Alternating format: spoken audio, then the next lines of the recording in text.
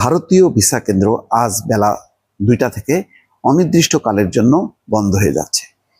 কেন এই পরিস্থিতি, কেন ভিসা কেন্দ্রটি বন্ধ হচ্ছে? দর্শক, দেখি একটা ছোট্ট বিশ্লেষণ। গত কয়েকদিন থেকে রাজনৈতিক অঙ্গনে যেই কর্মসূচিগুলি হচ্ছে, যেই বক্তব্য দেওয়া হচ্ছে, তাতে ভারত বিরোধী তীব্র বিরোধিতার কথা বলা হচ্ছে। ওসমান হাদিকে গুলিবিদ্ধ হওয়ার ঘটনায় ভারতের হাত আছে এবং যারা হত্যার চেষ্টা করেছে তারা সীমান্ত দিয়ে ভারতে পালিয়ে গেছে, এমন একটা খবর বলা হচ্ছে। যদিও পুলিশের পক্ষ থেকে বলা হচ্ছে যে হত্যা প্রচেষ্টায় যুক্ত যারা, তারা সীমান্ত পার হয়ে ভারতে গেছে কিনা এমন কোনো তথ্য তাদের কাছে নেই। আবার কোনো কোনো কর্মকর্তা বলেছেন যে অভিযুক্ত ব্যক্তি তারা দেশের অভ্যন্তরে আছে। এইরকম তদন্ত পর্যায়ে যখন আছে বিষয়টি, তখন রাজনৈতিক সমাবেশ থেকে, বিশেষ করে শহীদ মিনার থেকে কয়েকটি কথা বলা হয়েছে ভারতকে উদ্দেশ্য করে। বলা হয়েছে যে লাশের বদলে লাশ পড়বে, বলা হয়েছে যে ভারতের 7 সিস্টার্স দখল করা হবে, কর্মসূচি দেওয়া হয়েছে ভারতীয় হাই কমিশন ঘেরাও করা হবে।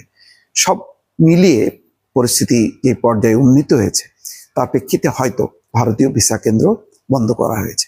তারা সুনির্দিষ্ট কারণ বলেনি, শুধু বলেছে যে নিরাপত্তার কারণে তারা আজ 2টা থেকে বন্ধ রাখবে।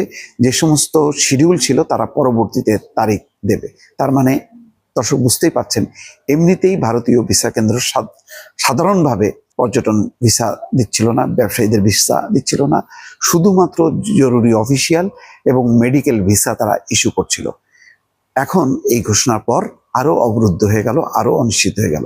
বলা যায় ভারতে প্রবেশটা একেবারে অফিসিয়ালি বন্ধ করা হলো এই ঘোষণার মধ্য দিয়ে।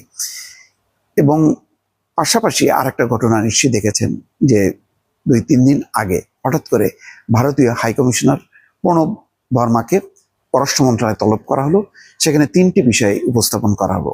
এক, বলা হলো যে ভারতে যদি পালিয়ে যায় হাদির হত্যাকারীরা, তাদেরকে যাতে গ্রেপ্তার করে বাংলাদেশের কাছে প্রত্যর্পণ করা হয়। 2 নম্বর হচ্ছে শেখ হাসিনার উস্কানিমূলক বক্তব্য, সেটি বন্ধ করার ব্যাপারে পদক্ষেপ নিতে হবে। 3 নম্বর ছিল যে আসাদুজ্জামান খান কামাল, তাকে বাংলাদেশের কাছে প্রত্যর্পণ করতে হবে। এই 3টি বিষয় নিয়ে যখন কি সকালবেলায় ভারতীয় হাইকমিশনার প্রণব বর্মাকে তলব করে বলা হলো, সাথে সাথেই দিল্লি থেকে বিকেলের মধ্যেই কঠিনভাবে তার প্রতিক্রিয়া জানানো হলো।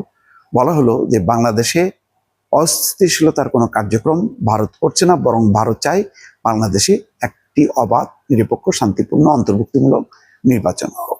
তার মানে দিল্লি কিন্তু একদিন অপেক্ষা করেনি, সাথে সাথেই প্রতিবাদ করেছে। এবং তারপর শহীদ মিনারে সর্বদলীয় যে প্রতিবাদ হলো, সেই প্রতিবাদে কোনো কোনো বক্তা ভারতকে উদ্দেশ্য করে খুবই বিরোধী বক্তব্য, ভারত বিরোধী বক্তব্য উপস্থাপন করা হলো। বলা হলো যে ভারতের আধিপত্যবাদী মানে অবস্থা বা তাদের যেই মনোভাব, সেই মনোভাবের পাল্টা জবাব দেওয়া হবে। একজন বললেন 7 সিস্টার্স দখলের কথা, নাহিদ ইসলামের বক্তব্যে চলে আসলো।